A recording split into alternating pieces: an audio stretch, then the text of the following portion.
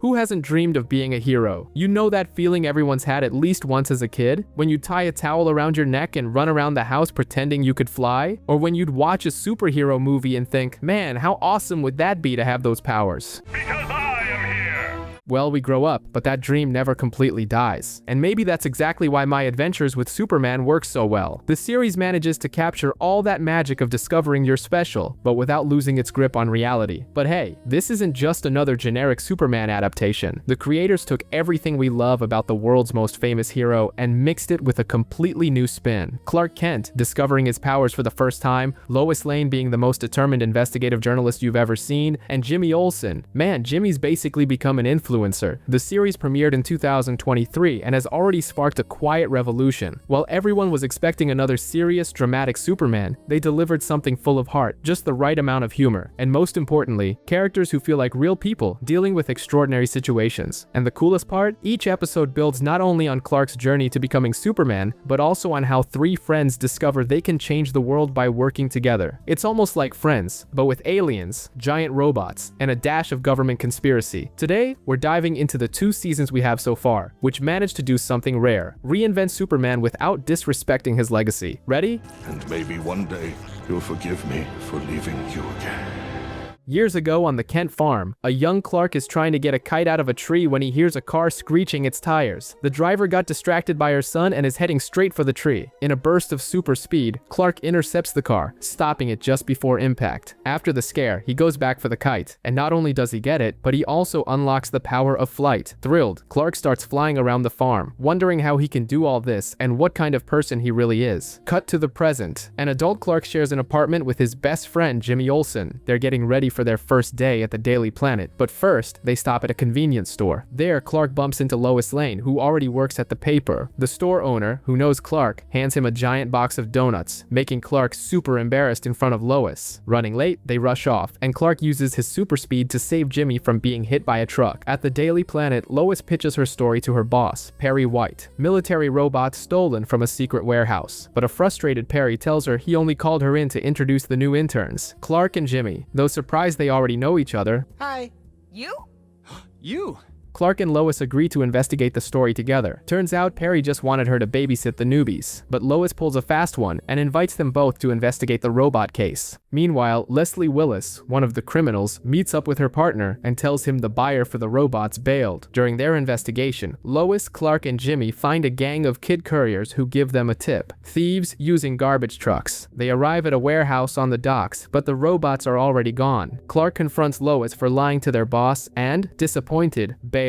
Feeling guilty, Lois and Jimmy press on and find Willis loading the robots onto a ship. Willis spots the reporters, and one of the robots starts chasing them. One of the kids alerts Clark, who rushes to help. He grabs a hooded jacket to hide his face and jumps into the fight. With great effort, he deactivates one robot, but Willis activates several more. Luckily, Lois manages to use the control panels on the shipping containers to shut most of them down. The last robot is destroyed by Clark, who, at super speed, changes back into his clothes, making it look like he and the hero are 2 different people. Lois dubs him Superman, and even with Jimmy's blurry photos, Perry agrees to run the story. In the past, Jonathan and Martha unearth a strange metal platform in front of a young Clark. They explain that he came from the sky, and the platform emits a hologram of a man speaking a bizarre language. Suddenly, the ground gives way, and Martha nearly falls, but Clark saves her. Terrified, Clark buries the whole thing again and asks never to see it again. In the present day, Lois sets up an abandoned office to be the team's base of operations. The mission: continue investigating Superman. Jimmy even starts a video channel, Flamebird, to help out. Despite being nervous about them discovering his secret, Clark agrees to help as he needs to know the truth himself. He pretends to be sick and slips away. Meanwhile, Leslie Willis is attacked on the street. She takes down her assailants and uses their comms to send a message to their boss. Come alone, or your tech is gone.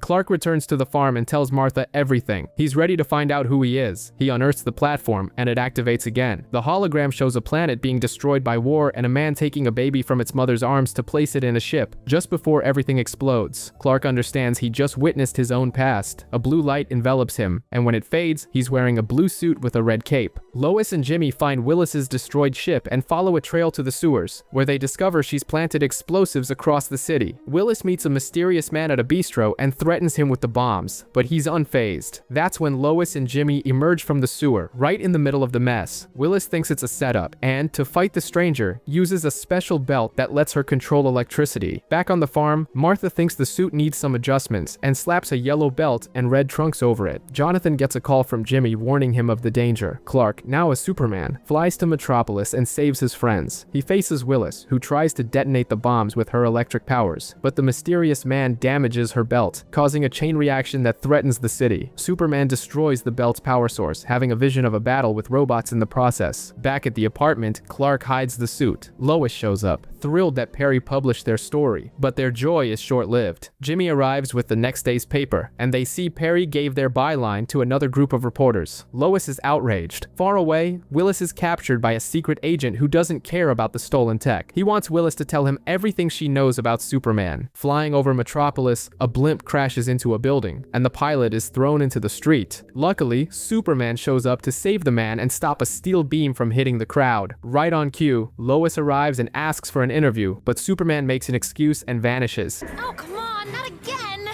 Superman, if I could just have a minute of your time. Meanwhile, two criminals, Kyle and Roughhouse, armed with the same stolen tech as Willis, break into Stryker's Island. They free their partner, Siobhan McDougal, and give her a special sound-amplifying helmet, which she uses to aid their escape. At the Daily Planet, Clark finds Lois, who's still pissed about missing the interview. They discover that other reporters, Steve, Kat, and Ronnie, have been assigned to the Superman story and have even taken all their research. Lois takes it as a challenge. Suddenly, the news reports the Stryker's Island breakout, and Clark sees a chance to distract Lois and Jimmy from the Superman story. The trio of fugitives, now calling themselves Intergang, test their new weapon in an abandoned gym, a giant ice cannon. Even though the weapon malfunctions, they decide to use it for their next heist. Clark, Lois, and Jimmy head to Stryker's Island with press passes Lois stole from Steve and his crew. Clark is shocked that Lois resorted to stealing for a story, but she claims she has no choice. There, they find a note in Siobhan's cell with several times written on it. They figure out the plan. The times correspond to armored car money transfers. The next one is in 15 minutes. The young reporters race to the bank just as Intergang begins their assault. Siobhan uses her sonic helmet, while Roughhouse creates a giant wall of ice that separates Clark from his friends. With Lois and Jimmy distracted, Clark seizes the opportunity, suits up, and enters the bank. Superman takes on Intergang. During the fight, Kyle tries to shoot Superman with the ice cannon, which malfunctions again. Roughhouse punches the weapon to fix it, but the cannon's energy crystal comes loose and starts freezing everything. As ice spreads across the city, Superman unlocks a new superpower, heat vision. He uses it to destroy the crystal, but not before having a vision of an army of robots. Another villain, Slade Wilson, appears and captures Intergang. Superman tells Lois and Jimmy that Clark is safe, and finally agrees to an interview. On the roof of the Daily Planet, he admits he doesn't know much about himself, but wants to help people. After he leaves, Clark arrives and finds Lois. She tells him she got the interview, and when Clark asks what she thought of Superman, she drops a bombshell. Oh,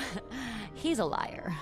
Graham! What? Lois is pissed at Superman, accusing him of being a liar for always dodging her questions. Clark tries to defend the hero, saying he just wants to help, but Lois thinks Clark is just describing himself. To make matters worse, Perry sends the three of them, Clark, Lois, and Jimmy, to a party at Ivo Tower to interview the CEO of Amazotech. The official assignment, a piece on him being Metropolis's most eligible bachelor. Clark's secret mission? Investigate the guy's corruption scandals. While getting ready, Clark finds an old article about a flying boy from Kansas. Yep, it's him, and discreetly tucks it into his jacket. At the party, Lois comes in hot, asking everyone about corruption, but gets completely blown off. Meanwhile, the host, Anthony Ivo, is getting chewed out by the company's board because Amazotech isn't profitable. When things heat up, Clark decides to confront Ivo about the allegations and gets thrown out by security, but Lois is impressed by his courage and helps him sneak back in. Sparks fly, and Clark almost tells her his secret, but freezes when she says she hates lies. In the middle of all this, they find a secret room filled with the same tech the other villains have been using. Suddenly, Ivo takes the stage and unveils his new project, the Armor Parasite 1.0. His speech is basically, Superman isn't trustworthy, but with this armor, anyone can be their own Superman. To prove his point, he tries to throw one of the board members off the building. Superman arrives just in time, saves the man, and the fight is on. Ivo's armor absorbs the energy from Superman's punches and sends it back even stronger. To help, Lois and Jimmy hack into the control room and disable a force field trapping the guests. Superman, thinking smart, dodges and lets Ivo wear himself out. The armor malfunctions and Ivo is left horribly disfigured. In the end, Lois gives Clark a kiss on the cheek and calls the night a date. But back at the Daily Planet, she puts the pieces together, finds the Flying Boy article Clark hid, and sees the photo. The resemblance is uncanny, and the question arises, could Clark be Superman? Lois is lying in bed, racking her brain over the possibility that Clark is Superman. Meanwhile, Jimmy is all excited for a camping trip to hunt for Bigfoot, but feels ignored by his friends. At the Daily Planet, Lois tries to corner Clark into confessing, but he's focused on tracking the mysterious tech the criminals have been using. Feeling left out, Jimmy ends up hanging out with Steve, who, to his surprise, is the guy who's always debunking his conspiracy videos online. Steve then drops a truth bomb. Look, you guys are tight now, but life goes on. People get left behind. It's a harsh reality check for Jimmy. Lois, now obsessed, decides to take drastic measures. She finds Superman and handcuffs herself to him, demanding that Clark show up to prove they aren't the same person. Her plan is interrupted by an attack from criminals using the tech. They fight together, but the last criminal, a woman named Rory, reveals that a mysterious agent has been kidnapping anyone who uses the equipment. When Rory escapes, Superman takes Lois back to the Daily Planet to ensure her safety, ignoring her when she calls him Clark. The chase continues, but the fight is interrupted by a new player, Agent Slade Wilson, decked out in a tech suit with 2 robots. He has blades that can actually hurt Superman. It becomes clear that Slade's team, which includes Amanda Waller, is behind everything. The fight is brutal and damages a bridge, forcing Superman to save civilians. Seeing his heroism, Slade's superior, a general, orders him to stand down. Back at the Daily Planet, Lois sees Clark's injuries and demands the truth. When he remains silent, she simply jumps off the building. Clark, with no time to change, flies down and saves her. That's it. The secret's out. Lois is pissed that he lied to her, and even after he explains, she cuts off their friendship and any chance of a romance. Devastated, Jimmy gives up on his friends, goes camping alone, and gets abducted by a bizarre, gorilla-like creature. Lois is getting ready for the camping trip, but Jimmy isn't answering his phone. Suddenly, Clark shows up, desperate, asking for her help to find their friend. They head to the forest and find a fence with an energy field that weakens Clark. Deep in the woods, they find Jimmy's phone with a video of his abduction. It really was a gorilla creature. They find an abandoned Cadmus lab and are attacked by robots. With his powers failing, Clark can barely fight back. Meanwhile, Jimmy wakes up in the lab and meets his captors, the Brain, literally a brain in a jar, and Monsieur Mala, a talking gorilla. Instead of being terrified, Jimmy is thrilled that his conspiracy theories were real. This isn't how I thought it would end, but at least I got to meet a super intelligent French gorilla before I died,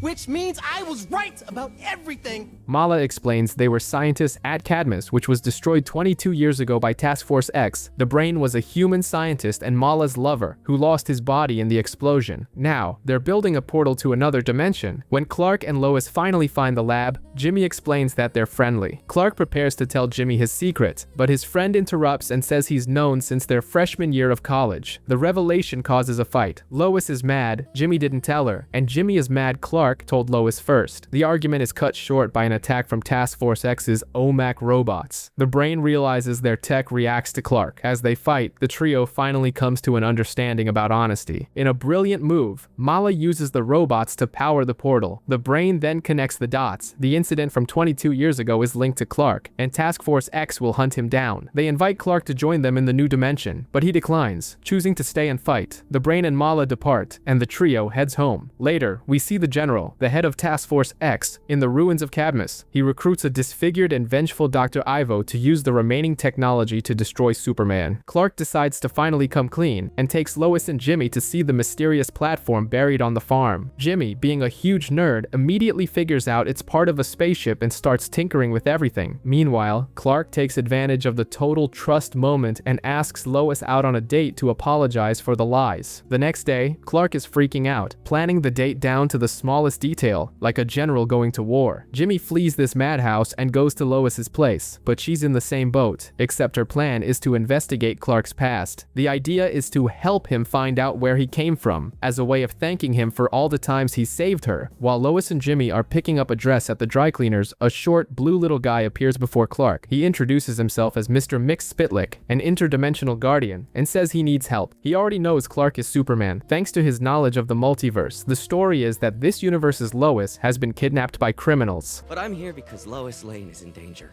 You're Lois Lane.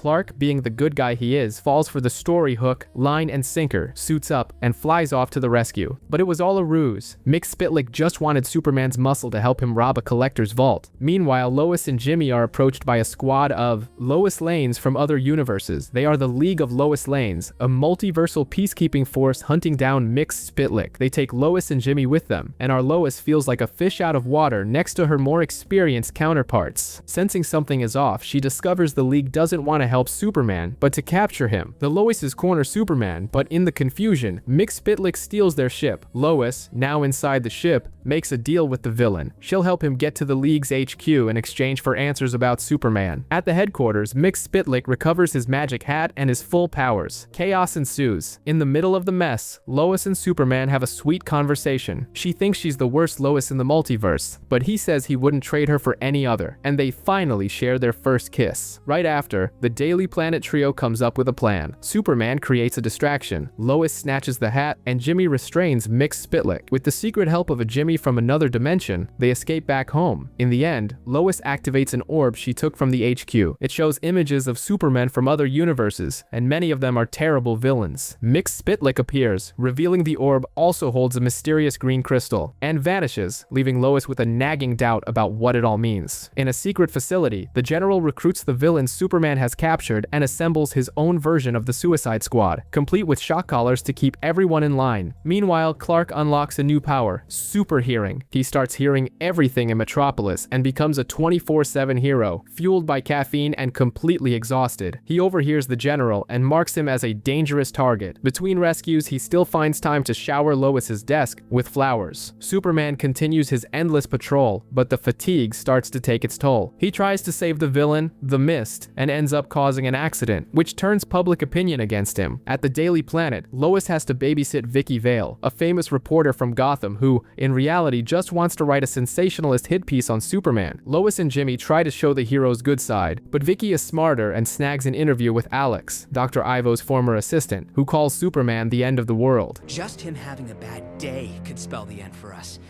Can you really say we're safer with him overhead? The article is a massive success, and Lois and Jimmy feel terrible. Vicky then reveals she just used them to get a promotion in Gotham. What a snake. Clark finds Lois and Jimmy on the roof, devastated that he scared people. Lois asks him to take a break, to just be Clark for a while, but he's obsessed with stopping the General and ignores her advice. Following a lead, Superman finds the Mist, who leads him right into a trap. The new Task Force X attacks with full force. Already exhausted, Superman doesn't stand a chance. Dr. Ivo drains his energy. Livewire knocks him out with a lightning bolt, and the General captures him. In front of a horrified Lois and Jimmy, the hero of Metropolis is defeated and taken away. With Superman captured, Lois and Jimmy are desperate, searching all over Metropolis with the help of the News Kid Legion. Lois feels guilty for fighting with Clark right before all this happened. Superman wakes up in a cell, a shock collar around his neck. The General interrogates him about a supposed invasion, but Clark has no idea what he's talking about. To refresh his memory, the General projects a hologram of what he calls Zero Day. 22 years ago, an alien invasion with killer robots attacked a military base. The General, then a soldier named Sam, survived along with his partner, Amanda Waller. They saw the leader of the invasion, a figure in armor with a red cape, codenamed Nemesis Omega, who looked like a dark version of Superman. The invasion only stopped because of a mysterious beam of light that closed the portal. The General is certain Clark is part of this, but upon seeing the images, Superman is shocked and begins to cry. Why?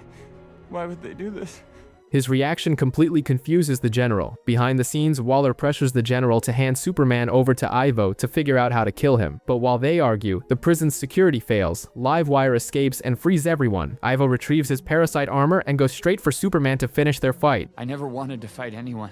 I only wanted to help. Ivo, blinded by rage, throws a punch so powerful it shatters the room and inadvertently destroys Superman's collar. Free, Superman hears Lois's cries with his super hearing and finds the strength to escape. He arrives in Metropolis to find the city under attack by a giant parasite who is feeding on the city's power to grow stronger. Even weakened, Superman decides to fight. That's when Jimmy and Lois have a brilliant idea. They start a live broadcast as Flamebird. Turn off your power. Shut off your building's breakers. Do anything you can to starve Parasite of energy. The plan works. With no electricity to absorb, Parasite weakens. Superman, in a decisive moment, develops X-ray vision and manages to pull Ivo out from inside the armor. With the city saved, Clark and Lois finally share a kiss at the Daily Planet. Meanwhile, Jimmy goes through Lois's bag and finds the device that shows the image of that evil Superman from another dimension. To wrap things up, Waller demotes the general, takes control of Task Force X, and gives him a new mission: hunt down and kill Superman, handing him a sinister weapon called the Omega Cannon to do the job. Clark is having a terrifying nightmare where a mysterious Kryptonian, the so-called Nemesis Omega, simply destroys Earth, killing Lois and Jimmy. The real horror comes when the villain's helmet retracts to reveal Clark's own face. He wakes up with a jolt and flies straight to the ship that brought him here. Inside, he confronts Jor-El's hologram, coming in swinging. He's convinced his people have already tried to conquer Earth and warns that if they try again, he will protect his home at all costs. The scientist tries to explain, but the language barrier is still an issue, and Clark leaves before hearing that Jor-El would never harm his own son. Hours later, at the Kent farm, Thanksgiving dinner is being prepared. Lois, Jimmy, and the family are there, and Lois has invited her father. The tension begins when Clark says he wants to find the general, the same man who tried to kill him, to possibly get help against a future invasion. Jimmy in turn pressures Lois to tell Clark about the X-File. At the Daily Planet, the gang gets promoted to full-fledged reporters, desks and all, but the drama returns full force at the farm. Lois's father arrives and, surprise, it's General Sam Lane. Clark nearly has a heart attack, trying to keep his cool in front of the man who tortured him. Jimmy steps in to set things straight, telling everyone to stop with the secrets. Just then, Lois's bag falls and the X-File opens, showing a hologram of an evil Superman. Before Clark can react, a green crystal falls from the sphere and makes him incredibly sick. Jimmy realizes the crystal hurts Clark and puts it away, but it's too late. The ship detects the element, which Jor-El identifies as kryptonite, and begins to rise, unleashing an army of robots. Sam thinks it's another invasion and calls in Task Force X. In the chaos, Lois discovers her father is the general hunting Superman, and Jimmy learns the robots are weak against kryptonite. The ship opens a massive portal. Superman, knowing what he must do, takes the crystal from Lois, gives her what could be his last kiss, and flies into the ship. With a final assist from his father's hologram, who says,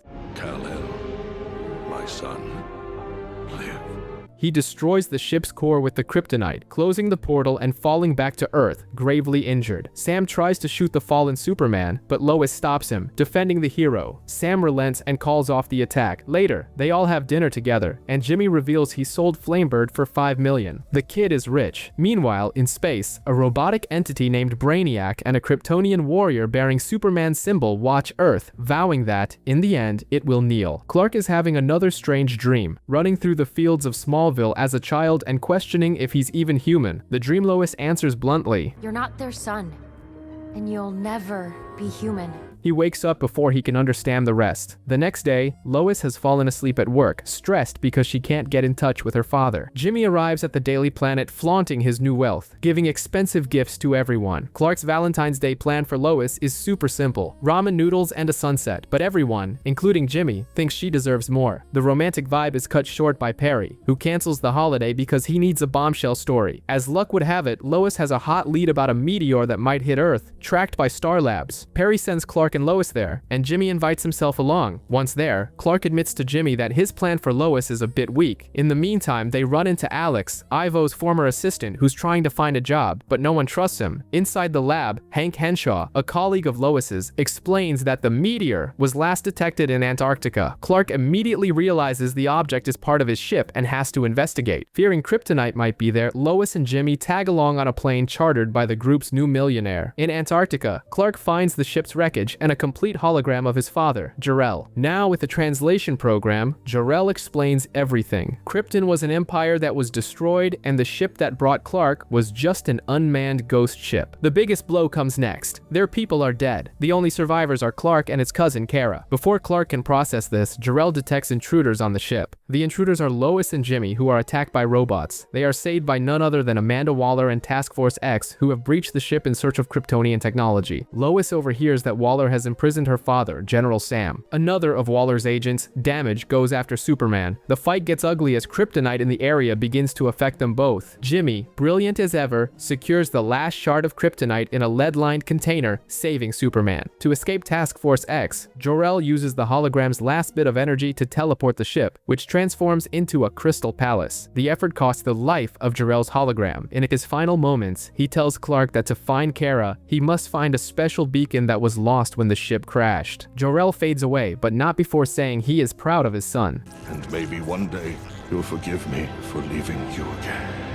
Alone, Superman promises Lois he will help her save her father. Far away, Slade Wilson coats his blades with shards of kryptonite, and the mysterious Kryptonian warrior annihilates another planet. Amanda Waller starts her day making breakfast before heading to her secret base on Strikers to interrogate General Sam, trying to squeeze every bit of information out of him. Meanwhile, Clark and Lois are stopped by a little boy named Billy. His father, a volunteer librarian at Strikers prison, has gone missing. Clark promises that Superman will help. Lois and Clark connect the dots and decide to break into Strikers, letting Jimmy know on their way. Jimmy wants to join, but he's tied up with his new Flamebird team, which is more chaotic than productive. Lois wants to sneak into the prison, but Superman just smashes his way in. Using his X-ray vision, he finds a secret door behind a newly painted wall, which leads to an elevator to an underground Task Force X base. There, they discover not only that General Sam is being held there, but also the Kryptonian beacon to find Clark's cousin. Superman finally tells Lois about Kara, but she panics at the thought of bringing more Kryptonians to Earth. In his cell, Waller threatens to use Lois against Sam to make him talk. As soon as she leaves, a disguised Lois gets in and rescues her father with Superman's help. The General is furious that Lois risked herself, and even more so that she brought Superman. Seeing the family drama, Sam uses his security codes to lock Waller out from her team, but she sends Atomic Skull to attack them. Superman protects Sam and Lois, and during their escape, they find Billy's father and several other prisoners. They learn that Waller was using inmates with minor offenses as guinea pigs to test Kryptonian tech. Superman is enraged and frees everyone while fighting Atomic Skull. On the surface, Waller corners them, revealing that she was the one who released Livewire and other villains in the past just to sabotage General Sam and take control of Task Force X. That's when Jimmy makes a grand entrance on a yacht, chartered with his money, to rescue everyone from the crumbling island. On the yacht, Sam decides he needs to disappear and to everyone's surprise, agrees to hide out at Clark's house. He sees it as a good way for the boy to make up for leaving Lois on her own. Back at Strikers, Waller's boss is angry about the mess, but she assures him she has everything under control. Suddenly, Parasite appears and attacks her, but is knocked out by Alex, Ivo's former assistant. Alex offers to be Waller's new head scientist, introducing himself by his real name. Lex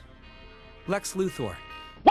Things kick off with a brawl, an explosion rocks a building, and Superman swoops in to save a guy named Silas Stone from the flames. But while the hero is busy, a mysterious woman emerges from the shadows to lay down the law for Silas. It's Livewire, and she's the one who crashed the party, all to stop Silas from exposing her boss. The villain makes it simple. Either he deletes an incriminating video and keeps his mouth shut, or his son is dead meat. Meanwhile, Clark's personal life is a mess. He has to hide his Superman escapades from Sam, his father-in-law who's now living with them, and Jimmy is having a leadership crisis with his team of journalists, the Flamebird. At the same time, Lois is focused on a press conference for Amertech, a tech company launching a war robot called Metallo. The energy source that powers the bot, Amer Fusion, is highly unstable. Lois and her rival Vicky Vale try to speak with the chief engineer Dr. Irons, but are blocked. In a rivalry to see who's the better reporter, they both end up breaking into the Amertech building for a scoop. Something's going on at Amertech. And I'm gonna figure out what it is. Jimmy receives an encrypted message about killer robots and discovers his friend Flip went after the source. Superman and Jimmy follow the trail and end up at Dr. Irons' house. That's when it all clicks. Irons reveals that Amertech, led by the ambitious Thomas Weston, ignored his warnings. The Metallos are ticking time bombs. If several get too close, their energy cores will combine and explode. The Amertech building has a giant core that could wipe Metropolis off the map. Weston is already trying to silence everyone, starting with Silas, the guy Superman saved at the beginning. At that very moment, Livewire breaks into Irons' house and destroys all the evidence. Weston, knowing Superman's in the mix, loses it and activates everything. Superman flies Irons to Amertech, where he dons his own suit of armor, Steel. The two dive into the fray against the Metallos to stop the big boom. In the end, the city is saved, but the ultimate opportunist, Lex Luthor, buys Amertech, fires Irons, and keeps all the technology, including including the Metalos, to aid Waller. This episode flashes back to give us a look into Lois's life. Since she was a child, she was put through a sort of Rambo-style training by her father, Sam. Her mother was sick and eventually passed away, which made Sam even more distant, treating Lois more like a recruit than a daughter. The height of his coldness was during a camping trip when he abandoned her in the woods just to test her skills. That was the last straw for Lois, who decided right then and there to live her life free from his influence. Back in the present, Sam is paranoid, thinking he's being tracked. Meanwhile, Jimmy gets a VIP invitation to a Star Labs symposium to be Superman's voice in a debate against none other than Lex Luthor. The topic? The Superman problem. Lois, worried, follows her father, and the two are attacked by a brute named Damage. They escape through the sewers and meet one of Sam's contacts, who is actually setting a trap for them with Slade Wilson, Deathstroke, on Waller's orders. At the symposium, things heat up. Jimmy defends Superman tooth and nail, but Lex is a master of manipulation. James, I love you for using that word, choose. But what happens the day Superman chooses to hurt us instead? He turns the tables, painting Superman as an alien threat and accusing Jimmy of xenophobia. To make matters worse, Lois and Sam, on the run from Deathstroke and Atomic Skull, crash the symposium right in the middle of the showdown. Superman shows up to help, which only gives Lex more ammunition. He uses the chaos to turn public opinion against the hero. The entire auditorium starts booing Superman, and Jimmy, feeling guilty for having inspired Lex's hate speech, slips out, devastated. Later, feeling more alone than ever, Superman activates a Kryptonian communicator to call his cousin Kara. He doesn't want to be alone anymore. At the same time, Lois discovers her father has run off again, leaving her behind once more. And to top it all off, we see Lex and Waller joining forces with the Pentagon to create an anti-Superman alliance, just as a mysterious Kryptonian ship approaches Earth. The sky is about to get a lot more crowded. The mood is grim after the symposium disaster. To lighten the mood, Perry sends Clark and Lois to cover a Metropolis's Most Eligible Bachelor contest. Cat Grant crashes the party, dropping a bombshell. She knows Superman's secret. He's not single and is dating one of the contestants. Lois gets nervous, but is relieved Cat doesn't know his secret identity. Meanwhile, Jimmy is avoiding Clark, consumed by guilt. While distracted, he saves a girl, Kara, from being hit by a car. She's looking for her cousin and, in a hilarious mix-up, thinks Jimmy, who introduced himself as a leader at the planet, is the leader of planet Earth. A leader at the planet and head of the Flamebird division. You're the leader of the planet? Jimmy, still too embarrassed to face Clark, ends up showing Kara around. At the contest, Lois warns Clark about Cat's theory. When Superman shows up, he has to play along. During the quanda, he describes Lois perfectly without ever saying her name. One of the contestants, the wealthy Silver St. Cloud, blatantly hits on him. Henshaw, another contestant, uses the opportunity to attack Superman, but Silver defends him. With that, Cat Grant has her proof. Superman is dating Silver. Lois is heartbroken, especially when Cat tells her she's just a reporter and that Superman is completely out of her league. The contest ends, Superman wins, and gets a kiss on the cheek from Silver, much to Lois's despair. Kara arrives just in time to see the scene. Superman flies after Lois, who snaps. With a job offer in Gotham, her father's abandonment, and now seeing the man she loves with someone else, she freaks out and says maybe they shouldn't be together. And just when you think things can't get worse, Kara kicks down the door. The beacon reached me across your galaxy, the only other Kryptonian in existence. But she's disappointed. She expected a warrior and found a guy in a beauty pageant. She dons a menacing black suit of armor and, controlled by a voice called Primus, gives him an ultimatum. Either he joins her to conquer Earth, or he will kneel. A massive brawl breaks out, and Superman even unleashes a new power, his freeze breath. But Kara is too strong. Primus, interested in Superman's power, orders her to capture him, and that's what she does. He ends up encased in a crystal and taken into space. And now, who will save Earth? Superman wakes up inside Kara's ship, and to no one's surprise, realizes he's been kidnapped. He tries to get home, but discovers he's in the middle of nowhere in space, with no idea where Earth is. It's like being lost on Google Maps, but on a cosmic scale. Kara appears and says Earth has made Superman soft. She wants him to join the Kryptonian Empire to conquer the galaxy, but Superman refuses. To him, Earth is home, and wanting peace isn't a weakness. She then drops a bomb. Her father knew he would oppose them, and there are other living Kryptonians. Kara uses a thought projector, like a private movie theater for your mind to show an idealized version of Krypton, a benevolent empire. Superman doesn't buy it, it's just a projection. He shows her a picture of Earth and his parents who raised him. Kara is unsettled to see he grew up hiding his powers, not as a warrior. Curious, Superman snoops through Kara's things and finds a picture of her with Jimmy. She admits she has a crush and only collects things from the planets she's conquered because she isn't interested in war. Father says my affinity for anything non-Kryptonian is a weakness. To bond, they have an asteroid fight, like a snowball fight in space. Afterward, Kara takes Superman to Thanagar, a planet she brought into the Empire. But what they find is a destroyed, lifeless world. Her father's robots appear and take them to Kandor, where we meet said father, a machine named Primus Brainiac. Brainiac tests Superman in a combat simulation, and once the hero is exhausted, uses red sunlight to weaken him. He reveals his plan, to use Superman as a weapon to conquer Earth. Superman refuses but passes out. Brainiac erases Kara's memory of what happened. Later, she recovers her memory, visits the planets she saved, and discovers the terrible truth. She was the one who destroyed them. In the midst of her despair, a ship appears. It's Lois, Jimmy, the Brain, and Mala. Meanwhile, on Earth, Amanda Waller appears on TV and declares Superman an enemy of humanity. She imposes martial law in Metropolis and establishes the Human Defense Corps. When a reporter questions her, Waller simply ends the interview and has the man arrested. Just like that. At Clark's apartment, Lois and Jimmy hatch a crazy plan, break into Star Labs, and steal a spaceship to rescue Clark. To do it, Lois suggests hiring Livewire, and Jimmy freaks out since she's tried to kill them multiple times. With no other option, they empty their savings to hire her. Livewire's girlfriend, Heatwave, thinks the plan is too risky and backs out. To crew the ship,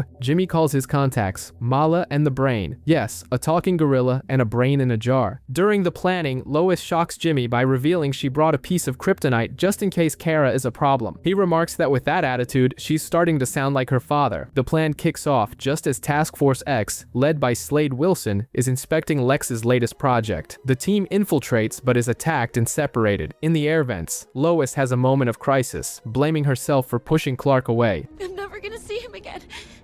And it's all my fault. Luckily, Mala and the Brain manage to assemble the ship. During takeoff, they're attacked by Lex's Metalos, but Livewire and Heatwave show up to save the day. Livewire confesses she was going to ditch them, but overheard Lois's breakdown and had a change of heart, saying, You got scared, but love is not for cowards. Sometimes you have to put it all on the line to be with the person you love. They escape and celebrate with a kiss. In space, Lois, Jimmy, the Brain, and Mala finally find Kara's ship. Brainiac has begun torturing Superman, trapping him in a digital simulation called the Black Mercy. Inside, he forces Superman to relive his worst battles. Meanwhile, Lois and her crew find Kara. Jimmy is happy to see her, but Lois is on the defensive. Kara explains that Superman is in danger from her father. Together, they head for Kandor. The team splits up. While Mala and the Brain upgrade the ship, Lois and Jimmy go to rescue Superman, and Kara confronts Brainiac. In the simulation, Brainiac uses Superman's fear of being rejected by Lois, creating a scene where she insults him. I thought he was a hero. I was wrong. Superman's a freak, and he doesn't belong on Earth. But Superman knows it's a lie and resists. Kara finds Brainiac and demands to know what he's doing. He admits everything. He was the one who ordered the planets destroyed and erased her memory because she was becoming too independent. And the worst part, now that he has Superman, he doesn't need her anymore. No, I won't let you. Enraged, Kara attacks and damages Brainiac's mechanical body, but that was the plan. Brainiac reveals he's still alive and in control of Superman's body. He transferred his consciousness, leaving Superman's mind trapped in a fantasy where Krypton never exploded. Using the hero's body, Brainiac Superman attacks Kara just as Lois and Jimmy arrive. He explains he developed love for Kara, but sees it as a weakness that must be eliminated. When Jimmy tries to use the kryptonite, Brainiac threatens to kill Superman and Kara along with his host body. He then opens an airlock, ejecting Lois, Jimmy, and Kara into the vacuum of space. Kandor is teleported to Earth, but our heroes are rescued by Mala and the Brain in their souped-up ship. Not giving up, Lois grabs the thought projector she stole, uses it on herself to find Superman in the simulation, and passes out. Kal-El is trapped in a dream within the Black Mercy, living a fake life as a scientist on Krypton. He even tries to befriend a Sun Eater, but his mother in the simulation, Lara, believes all this kindness kindness is a weakness. Meanwhile, Lois has also fallen into the trap and is on Krypton with no memory, being interrogated by Jor-El. Back on Earth, the ship with Jimmy and Kara has returned. Jimmy tries to warn the world about Brainiac, while Kara devises a plan to defeat the villain, who now controls Superman's body. The plan goes sideways when Amanda Waller shows up, captures everyone with kryptonite, and ignores their warnings about the alien threat. Back in the simulation, Kal-El is kind to Lois, freeing her, and their conversation jogs her memory. But when she tries to wake Superman up, the simulation reboots, like a frozen PC. Outside, the Daily Planet crew confronts Waller for arresting a journalist, and in the chaos, Steve Lombard manages to free the team, just in time to see Kandor, Brainiac City, appear over Metropolis. Lois is captured again in the simulation and repeatedly tries to wake Kal-El, but the system restarts every time. She becomes like a snooze button that won't quit. After several attempts, she finally manages it and says, I came here because I'm desperately in love with you. Lois. He begins to recall his life on Earth, especially when she calls him by his nickname, Smallville. That breaks the spell. The simulation's Jor-El attacks, but Lois, now in control of the scenario, defends Clark. She understands that the name Superman isn't about his strength, but his heart. And bam, they both wake up in the real world. Brainiac is expelled from Superman's body and, furious that his plan is ruined, attacks Metropolis with everything he's got, using the Metalos and a giant cannon. Superman and Kara are unconscious, while Brainiac is wreaking havoc on Earth. Waller's forces barely make a scratch, and as she prepares to go down fighting, Lex Luthor cowardly bails. The day is saved by Livewire's crew and Dr. Irons in his steel armor. They were assembled by Lois's father, Sam Lane, who put together a sort of makeshift Avengers to save the planet. Livewire makes it clear they aren't heroes, they just don't want Brainiac taking over their playground. The plan is to invade Brainiac's ship. Superman and Kara arrive, but the villain uses a keyword, Eradicator. Override. and turns Kara into his puppet. He reveals that he destroyed Krypton because he was afraid of becoming obsolete if peace was achieved, since he was built for war. Now, he gives Superman a choice: save his cousin or save the planet. Superman refuses to play his game. Instead of fighting Kara, he embraces her, promising he won't leave her alone. Lois and Jimmy join the hug, and all this support shatters Brainiac's mind control. Together, the cousins destroy the robots and push Kandor toward the sun. And then comes the surprise. Instead of being fried, the sun heals and strengthens them both. Kara realizes sunlight is the source of her power, and a new suit, just like her cousins, materializes on her. Empowered, they destroy Kandor. Brainiac, in desperation, creates a kryptonite blade and slashes Kara's face. Her response: she tears him in half and throws the remains into the sun. Earth is saved, but Kara collapses from exhaustion. She wakes up days later at the Kent farm, welcomed by Clark's family. Finally, she can have a normal life. The city recovers, and the Daily Planet announces Earth's newest hero, Supergirl. In the end, Clark, Lois, Jimmy, and Kara reunite, a bigger, stronger family, ready for whatever comes next.